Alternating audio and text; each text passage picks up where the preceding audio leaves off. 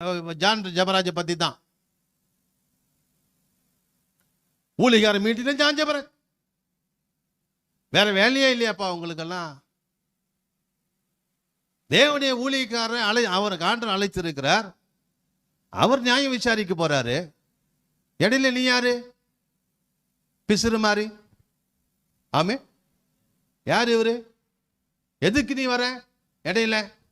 இப்ப நாம இது ஏதாவது சொன்னா உடனே இவங்களுக்கு இப்படி சொல்லிட்டாரு இப்படி சொல்லிட்டாரு அப்படின்னா எப்படி? அப்ப நீங்க எல்லாம் தவறு செய்யல. யாரும் யோகியனுங்களா? அவ்வளோ யோகியனுங்களா? நீங்களாம் அவ்வளோ யோகியனுங்களாப்பா? நீங்களாம் அவ்வளோ பர்ஃபெக்டாக இருக்கிறீங்களா?